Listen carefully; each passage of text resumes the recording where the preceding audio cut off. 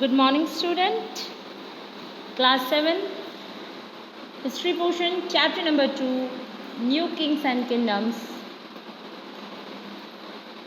And the last topic is the Cholas, a case study, page number 17. So let's start. The Chola dynasty was one of the ancient dynasty. देखो छोलास क्या है, हमने पीछे पढ़ा था, देखा था ना छोलास के बारे में। तो ये सब डायनेस्टी थी, जिस तरह हमने पीछे राष्ट्रकूटास, पालास, गुर्जर प्रतिहारास पढ़ा है, ऐसे ही हमारी साउथ की बहुत पावरफुल डायनेस्टी है। देख सकते हैं आप, आपके जो पेज नंबर 17 पे है, इंडिया का जो मैप आपका शो हो रहा है, उसमें ये जो पूरा पिंक वाला सिस्टम है, ये छोला डायनेस्टी है। इवन छोला सिर्फ यहीं तक नहीं रुके, वो ये जो हमारे श्रीलंका पार्ट है और इसके आगे भी जो आइलैंड थे, यहाँ तक इन्होंने अपना रूल किया है। The Chola dynasty was one of the ancient dynasty which ruled in South India. Clear? It maintained its prestige under the Sangam age, but gradually it reduced to become a feudatory of the Pallavas. इन्होंने संगम as तक अपने आप को extend किया, लेकिन पल्लवास के आने के बाद ये धीरे धीरे इनका ख़त्म हो गए। It gained revived its glory in the middle of the 9th century and maintained its supremacy for about 4 centuries under the able rulers of this dynasty. 9th century में आते आते ये बहुत ज़्यादा पावरफुल हो गए थे और 4 सेंचुरी तक इसके जो एबल रूलर्स थे, इन्होंने इस डायनेस्टी को संभाले रखा। Vijayalaya was the founder of revived Chola dynasty.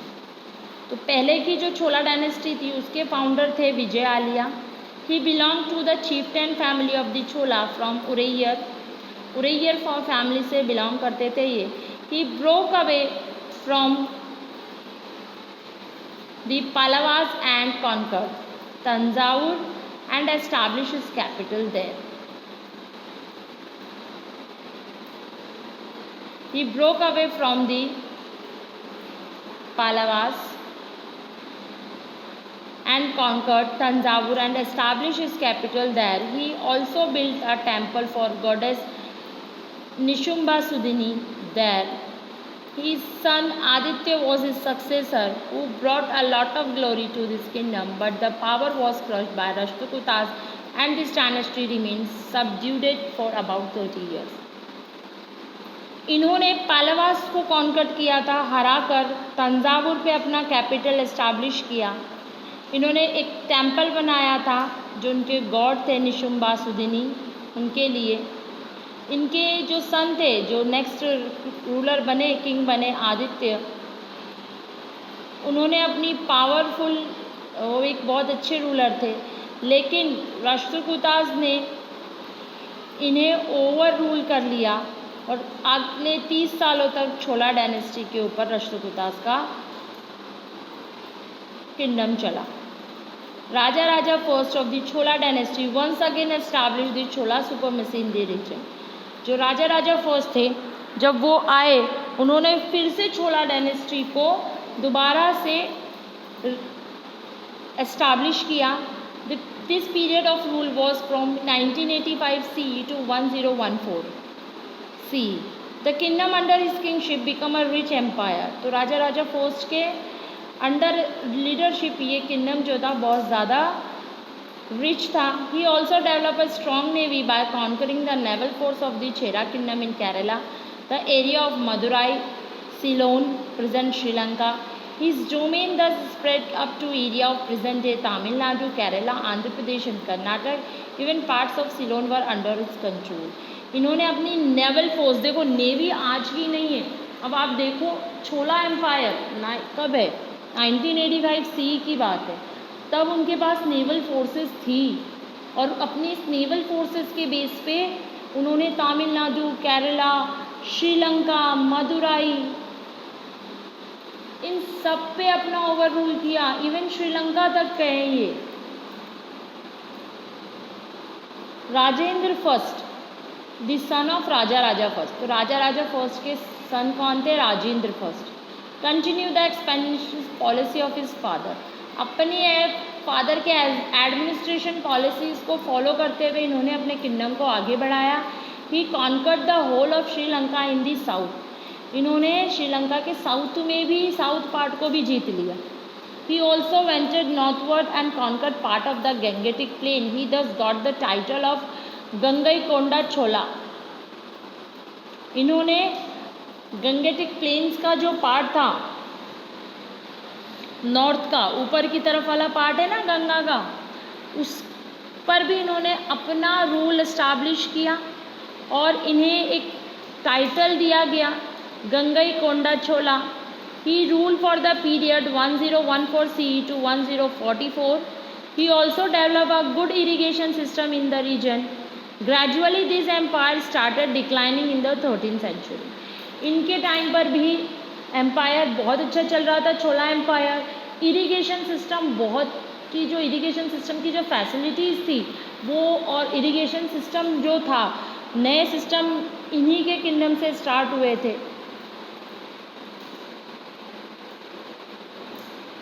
Administration क्या था चोला एम्पायर का? तो the Chola ruler devise a well structured administration system for effective governance. तो चोला एम्पायर में एक बहुत अच्छा एडमिनिस्ट्रेटिव सिस्टम था, जिस वजह से एक स्मूथली सिस्टम चल रहा था Chola empire. The structure of such governance given below show that these were quite similar to modern democracy and local self governments as a practice today. तो इनका जो एडमिनिस्ट्रेशन था, देखो कितना पुराना एडमिनिस्ट्रेशन था, लेकिन आज जो एडमिनिस्ट्रेशन हमारी कंट्री में चल रहा है ना डेमोक्रेसी वाला, सेम यही था। हम क्या देखते हैं, हमारे सेंट्रल में एक गवर्नमेंट होती है, स्टेट में अलग अलग गवर्नमेंट्स होती हैं, फिर विलेज में अलग अलग विलेज पंचायत गवर्नमेंट होती है। तो 3 टाइप से हम गवर्नमेंट चला रहे हैं, तब जाके हमारी इतनी बड़ी कंट्री चल रही है। तो सेम एडमिनिस्ट्रेशन सिस्टम इनका भी था। The king was the head of the administration. He was assisted by the council of minister. The kingdom was divided into 2 categories. 1 category was governed by vassal chief while the other were directly under the control of the king। देखो इसमें भी यही था, जो main जो cabinet है, जो council of minister हैं, वो सब किंग के अंदर आते हैं। तो 2 टाइप से गवर्नमेंट चल रही थी वहाँ पे, एक तो वेसल चीफ संभाल रहे थे और बाकी जो है डायरेक्ट किंग के अंदर था। तो यानी जो किंग चला रहे थे वो सेंट्रल पावर, और जो बाकी वहाँ के वेसल चीफ चला रहे थे वो state government. The directly governed region were subdivided into district called नाडूस। और जो विलेज पंचायत वाला सिस्टम है ना सेल्फ गवर्नेंस का, वो यहाँ दिखता है। जो डिस्ट्रिक्ट को डिवाइड कर दिया गया था छोटे छोटे टुकड़ों में, जिसे नाडूस कहा। Further the nadus were divided into units called kurrams. अब उन नाडूस को भी डिवाइड किया कुर्रम्स में। The lower level administration was conduct by process of local self governance. There were 4 types of assembly. अब लोकल सेल्फ गवर्नमेंट चलाई जब, तो उसमें कौन कौन सी असेंबली, कौन कौन से ग्रुप्स काम करेंगे वो देखो। तो द नथलास जो थे, this assembly look after the civics problem. जो विलेज टाइप में जो गवर्नमेंट चल रही थी नाडूज और कुर्रम्स, उसमें ये असेंबलीज बनाई गई थी। तो नथलास जो थे वो सिविक्स प्रॉब्लम देखते थे। सिविक्स प्रॉब्लम यानी प्रॉपर्टी मैटर हुआ, लैंड मैटर हुआ, फैमिली मैटर हुआ, तो ये सब नटलास देखते थे। दूसरे हैं नगरटा, ये ट्रेड और सिविल मैटर देखते थे। जो ट्रेडिंग सिस्टम जितना भी है उस वहाँ पे, उसमें जो प्रॉब्लम आएगी वो ये नटलास देखेंगे, सॉरी ये नगरटा देखेंगे। महासभा क्या थी? The Mahasabha it was a representative assembly of villagers. Villagers की एक असेंबली थी जो विलेज को रिप्रेजेंट करती थी। This assembly meet in a temple or public hall. It had 8 committee to look after matter relating to land, roads, judicial account, irrigation, cultivation, etc.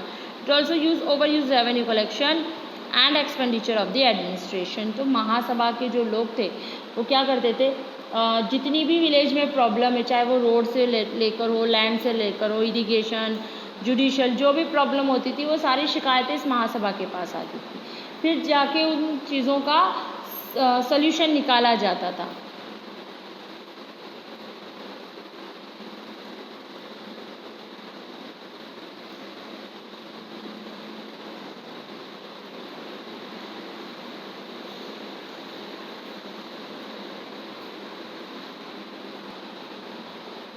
कौन थे? The यूआर, उर भी कहते हैं इन्हें. This was gathering of villagers which use to discuss matter of common interest and resolve tribal issues among the people.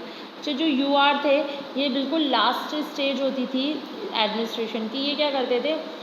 लोगों को gathering करते थे और उनसे उनके इशू, वो क्या चाहते हैं, व्हाट दे वांट, और उनके क्या कॉमन मैटर्स क्या हुआ करते थे, उस चीज़ को डिस्कस करते थे. यानी वो क्या चाहते हैं विलेज में और क्या होना चाहिए.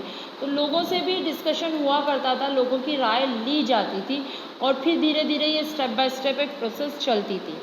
आर्ट एंड आर्किटेक्चर क्या था? तो the Chola temples are famous for Tamil architecture. तो जो छोला एम्पायर के जो जितने भी टेम्पल्स हैं वो तमिल आर्किटेक्चर के लिए बहुत फेमस है. Brihadeeswara temple, also known Rajeshwara temple, was build bye Raja Raja first. Raja Raja first ने बृहदेश्वरा टेम्पल बनाया, जिसे राजेश्वरा टेम्पल भी कहते हैं. And another temple was build by his son Rajendra first at Gangaikonda Cholapuram. देखो, राजेंद्र फर्स्ट को टाइटल भी गंगईकोंडा चोला का मिला था. ठीक है, उसने जो टेम्पल बनाया उस टेम्पल का नाम भी क्या था? Gangaikonda Cholapuram.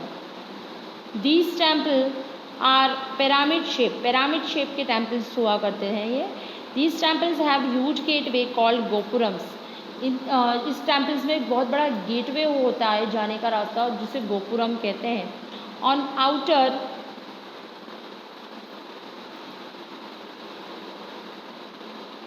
surface of pyramidal tower the images of various deities are engraved. और फिर जितने भी टावर्स बनाए गए हैं उनमें गॉड्स की जितनी भी इमेजेस होती हैं वो सब बनाई गई हैं उन टावर्स पे. These temples have huge courtyard in which people used to gather and discuss various matters. In temples के अंदर जो है ना बहुत बड़ा कोर्टयार्ड हुआ करता था, यानी बहुत बड़ा क्या कह सकते हैं हम इन्हें, बहुत बड़ा मैदान हुआ करता था, खाली जगह होती थी जहाँ आराम से लोग बैठ के डिस्कस कर सकते थे, मैटर सॉल्विंग कर सकते थे. Temples were not only religious place but were the centre of social and economic activity as well. जो टेम्पल्स थे वो सिर्फ रिलीजियस बेस नहीं हुआ करते थे, सोशल और इकोनॉमिक एक्टिविटी भी हुआ करती थी. अगर हम कहें कि सोशल इकोनॉमिक एक्टिविटी कैसे होती थी, तो जब भी कोई रिलीजियस जब भी कोई त्यौहार हुआ करता था, फेस्टिवल हुआ करता था, तो वो इन टेम्पल्स के आसपास ही सेलिब्रेट हुआ करते थे. तो फिर जो शॉप्स लगती थी, जो पूरा मार्केट वहाँ पर क्रिएट होता था, बनता था, उस मार्केट में क्या होता था, फिर ट्रेड होना शुरू हो जाया करता था. तो हुआ ना socio economic trading system. Over a period of time small settlement of the garland mark makers, potters, craft persons, cooks, priests etc. came up around the temples and people started taking care of the need of the pilgrims. धीरे धीरे वहाँ लोग आके बसने लगे. आसपास छोटे छोटे जो शॉपकीपर्स थे उन्होंने अपनी दुकानें लगाई, चाहे वो पॉटर्स हो, क्राफ्ट पर्सन्स हो, आर्किटेक्चर्स हो, आर्टिजन्स हो, और जो प्रीस्ट होते हैं, पुजारी होते हैं, वो वहाँ रहने लगे हैं, टेम्पल्स की देखभाल करने लगे. ब्रोंज स्कल्पचर, तो Chola are famous for bronze sculpture. Bronze के लिए छोला एम्पायर बहुत फेमस था. तो उसके स्कल्पचर्स थे, specially image of Nataraja, Shiva the lord of dance. तो ये जो आप देख रहे हो ना, ये जो नटराज की जो पिक्चर आपको दिख रही है, ये छोला एम्पायर की है, जो आज हम कई बार साउथ में जाते हैं तो बहुत नज़र आती है हमें. ये एक मानते हैं जो फोक डांस होता है उसके लिए ये स्पेशल, जो वहाँ पे साउथ में जो लोग भरतनाट्यम वगैरह करते हैं, वो जब तक इस मूर्ति को अपने सामने नहीं रखते वो अपना डांस फॉर्म स्टार्ट नहीं करते. तो एक स्पेशल डिटीज़ हैं ये वहाँ की. तो ये जो है ये कहाँ से आया? तो ये भैया ये जो है ये छोला एम्पायर की देन है. ये ब्रोंज स्कल्पचर सिर्फ हमारे इंडिया में फेमस नहीं है, ये फॉरेन कंट्रीज़ में भी बहुत फेमस है. The sculpture were also made of other metals and even to stone. वहाँ तक तो ब्रोंज में था, लेकिन अब ये जो है अलग अलग मेटल्स में भी बनने लगा है. अब यहाँ का एग्रीकल्चर और इरिगेशन सिस्टम क्या है? Agriculture play a vital role in the growth of the Chola empire. Obvious है, एग्रीकल्चर प्रोडक्शन जो है वो अपने आप में एक इम्पॉर्टेंट रोल प्ले करता है. The Kaveri river and the delta formed by it close to the Bay of Bengal had very fertile land around it.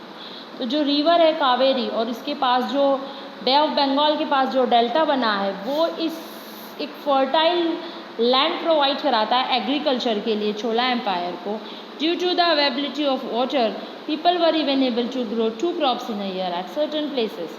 क्योंकि पानी की वहाँ कमी है नहीं रिवर की वजह से, तो लोग वहाँ पे एक ईयर में 2 क्रॉप्स करते हैं.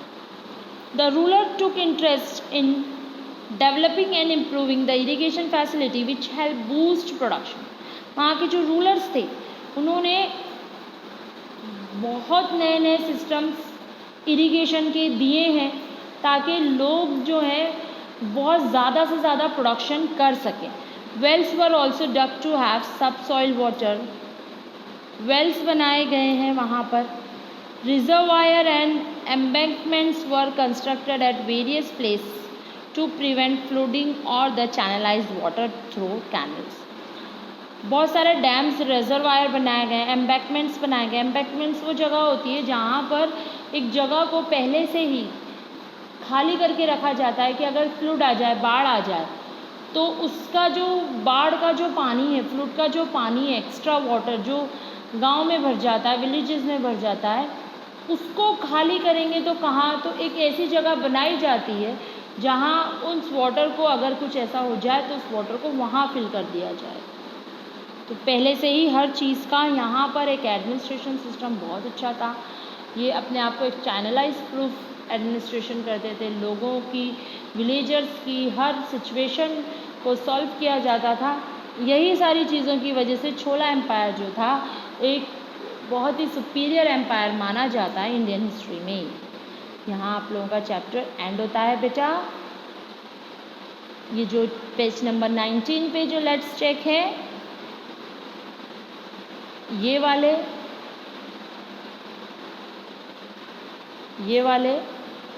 ये आप लोग का होमवर्क है, इसे कर लीजिएगा. Okay, bye.